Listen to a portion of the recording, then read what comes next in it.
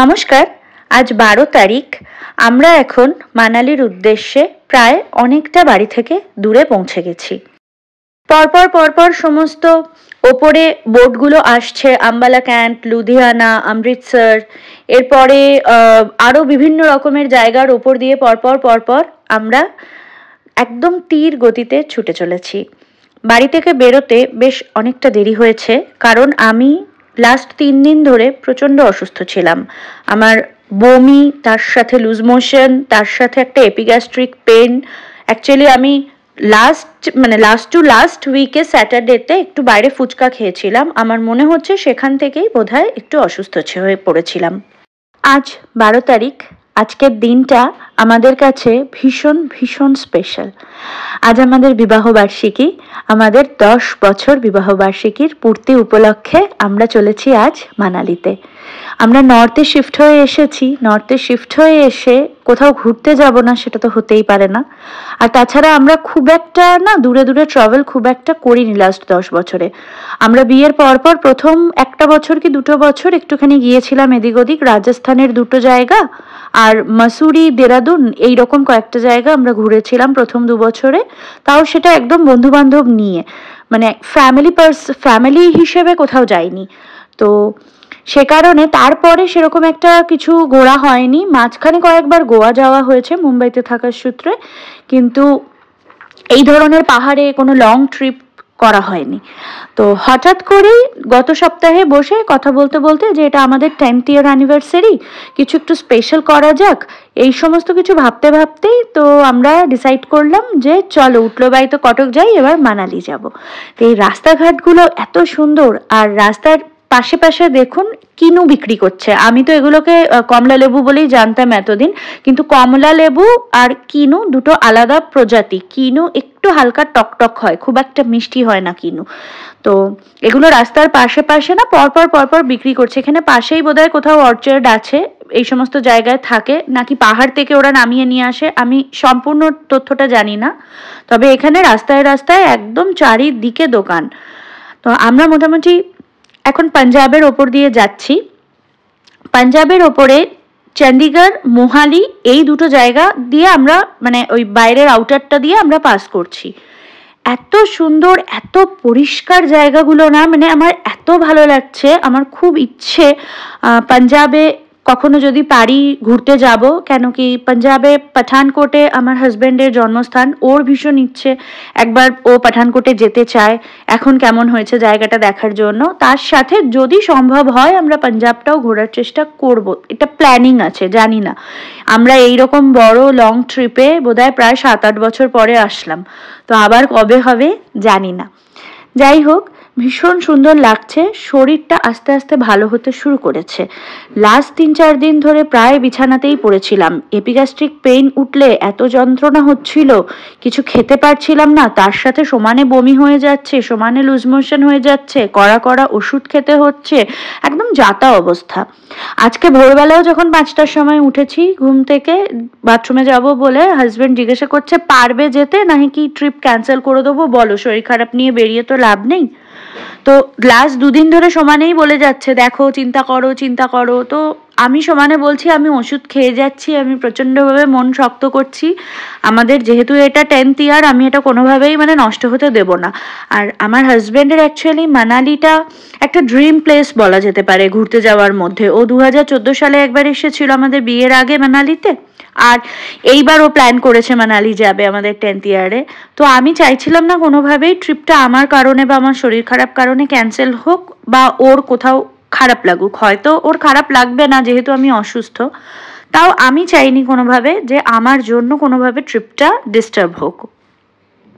Ultimately একদম last 5:30টায় আমি last ওয়াশরুমের কাজ সেরেছি। তারপরে টাচফুড প্রায় বিকেল হতে চলেছে, কোনো আমার সমস্যা এখনো পর্যন্ত হয়নি। যদিও সঙ্গে চিড়ে, মুড়ি, নুন, চিনি সব কিছু মা রেডি করে নিয়ে এসেছে যেহেতু আমার শরীর খারাপ, আর তার সাথে প্রচুর ওষুধ, ORS, ইলেকট্রল, এগুলো তো রয়েছেই। আমি আমার সময় মতন সেগুলো খাচ্ছি, আর আমি খাবারটা কম খাচ্ছি। আমরা মাঝখানে সুখদেব ধাবাতে মুরথালের ওখানে থেমেছিলাম ব্রেকফাস্ট করার জন্য। তো সবাই পরোটা খেয়েছে, আমি ওদের থেকে জাস্ট একটা বাইট ছিঁড়ে খেয়েছি, আর লিকার চা আর বিস্কিট খেয়েছি। আমি আর কিছু খাইনি ভয়ে যে যদি আমার আবার শরীরটা বিগড়ে যায় তখন মুশকিল হবে। তো এখন আমরা অনেকটাই প্রায় চলে এসেছি। আমরা এরপর হিমাচলে ঢোকার আগ দিয়ে এই যে জিমিদারা, হ্যাঁ, এখানে আমরা থেমেছি লাঞ্চের জন্য। এখানে আমরা লাঞ্চটা করব। এখানে লাঞ্চটা করে আমরা এখান থেকে আর মাঝখানে কোথাও থামবো না। এখানে এখন কটা বাজে মা? এখন 4:10 বাজে। আমরা একটু লাঞ্চের জন্য থেমেছি। ব্রাউনি ম্যাডাম উঠে বসে আছে আগেই, তাই না? ব্রাউনি ম্যাডাম বসে আছে উঠে, ওই হিসু করেছে। এখন আমরা লাঞ্চ করছি। এই একটা নেওয়া হয়েছে, এটা নেওয়া হয়েছে, এটাই সবাই মিলে খাবে। আমি এটা খাবো না যেহেতু আমার ভমিটিং আর পেট খারাপ। এটাও হয়তো আমি খুব কম খাবো, আমি এটাই খাবো বাস। আর ব্রাউনি কোথায়? ব্রাউনির খাওয়া হয়ে গেছে, ও শুধু এখন একটু জল খেলো। দেখি ওই চোখে শুয়ে আছে ব্রাউনি। এই বেবি, ওকে সিট সিট, শুই শুই করো, শুই শুই। ওকে ধরে রাখো কিন্তু মামা, শুই শুই। ব্রাউনি, সন্টু। এইবার আমাদের চটপট খাওয়া দাওয়া শেষ করে আবার গাড়িতে উঠে পড়তে হলো, কারণ আমাদের যিনি ড্রাইভার দাদা ছিলেন উনি বলছিলেন যে এইবার ঝটপট করে একটুখানি বেরোতে হবে, না হলে একদম মানে অনেকটা রাত হয়ে যাবে। অলমোস্ট 12 ঘন্টার জার্নি। 12 ঘন্টার মধ্যে মোটামুটি ব্রেকফাস্ট আর লাঞ্চ মিলিয়ে বেশ অনেকটা টাইমই মানে বাইরে আর কি থাকতে হয়েছে, ঘন্টা দেড়েক মতন দুটো জায়গা মিলিয়ে। তো এখন যদি না উঠি, ঠান্ডাও মারাত্মক বাড়ছে, প্রচন্ড ঠান্ডা। অলমোস্ট আমরা হিমাচল টাচ করে যাচ্ছি আর কিছুক্ষণের মধ্যে। এই জায়গাটা সেরকম একটা ঠান্ডা আমরা বুঝতে পারছি না, তার কারণ হচ্ছে যে গাড়িতে কাঁচ ফাঁচ পুরো তোলা, যে কারণে আমরা বুঝতে পারছি না। কিন্তু হালকা করে কাঁচটা নামালেই ঠান্ডার প্রকোপটা বোঝা যাচ্ছে, মারাত্মক ঠান্ডা। তো যত ওপরে উঠবো এইবার তত কিন্তু ঠান্ডা বাড়বে আস্তে আস্তে। কোনটা আকাশ, কোনটা তারা, কোনটা পাহাড়ের লাইট, কিচ্ছু বোঝা যাচ্ছে না। জাস্ট বিভৎস সুন্দর, বিভৎস সুন্দর। ফ্লাইট থেকে যখন ওপর থেকে নিচটা দেখা যায় যেরম লাগে, এটা সেরম লাগছে দেখতে।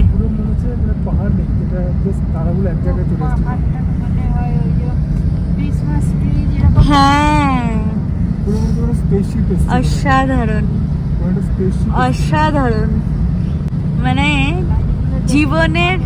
জীবন সার্থক বলে না, স্বর্গ সুখ বলে না, সেই। কি অপূর্ব যে দৃশ্য, এ নিজে চোখে না দেখলে না বিশ্বাস করা যায় না বা বোঝা যায় না। আমি যতই এটা ভিডিও করি না কেন, যতই এটাকে ক্যামেরা বন্দি করি না কেন, মানে নিজের চোখে দেখা আর ভিডিওতে দেখার মধ্যে কিন্তু অনেক পার্থক্য আছে। আমি অনেকের ব্লগ দেখেছি এর আগে, অনেক ভিডিও দেখেছি পাহাড়ের, শুধু পাহাড় বলে না, যে কোনো টুরিস্ট স্পট বা যে কোনো জায়গার আমি ভিডিও দেখেছি, কিন্তু নিজে চোখে দেখলে না তার একটা আলাদাই সৌন্দর্য আছে, আর সত্যি অপূর্ব। বিয়াস নদী বয়ে চলেছে এক পাশ দিয়ে, আর এক পাশ দিয়ে রাস্তা, হাইওয়ে। আমরা এগিয়ে চলেছি মানালির পথে। পুরো পাহাড়ে যেভাবে লাইট একদম চকচক করছে না, এ তো বোঝাই মুশকিল যে এটা আকাশে তারা চকচক করছে নাকি পাহাড়ের মধ্যে দিয়ে এই সমস্ত ঘরবাড়ির লাইটগুলো চকচক করছে। অপূর্ব সুন্দর দৃশ্য, অপূর্ব, যত বলবো তত কম। এখন রাত বলে বিয়াস নদীর জলটা দেখা যাচ্ছে না, এটা দিনের বেলা হলে খুব ক্লিয়ারলি দেখা যেত জলটা। মানে অপূর্ব দৃশ্য, অপূর্ব। এখানে পাশ দিয়ে নদীটা রয়েছে, এই যে, হ্যাঁ এই যে পুরো পাথর পাথর। এখন তেমন একটা আর জল নেই বিয়াস নদী। আমরা পাশ দিয়ে চলেছি, আমাদের হোটেল আর অল্প কিছুক্ষণের মধ্যেই চলে আসবে। আমরা একটুখানি অফবিট জায়গাতে নিয়েছি হোটেলটা, যেহেতু আমরা পুরোপুরি নেচারটাকে এনজয় করতে চাই। এই যে দেখুন, পুরো পাথর পাথর পাথর, এর ওপর দিয়েই হালকা হালকা জলটা যাচ্ছে। এটাই কিন্তু বিয়াস নদী, এটাই কিন্তু একদম মরশুমের সময় পুরো একদম জলে ভরে থাকে একদম। সো আমরা আর কিছুক্ষণের মধ্যে হোটেলে ঢুকে যাব। আমি কালকে সকালে আপনাদেরকে দেখাবো ভিউটা। আমরা রিভার ভিউ নিয়েছি, সো লেটস সি। আমরা পৌঁছে গেছি আমাদের হোটেল অর্থাৎ হোমস্টের সামনে, একদম রিভার অ্যান্ড মাউন্টেন ভিউ। কাল সকালে তাহলে আপনাদের সাথে দেখা হচ্ছে পরবর্তী নতুন একটি ব্লগে। সবাই ভালো থাকবেন, টাটা।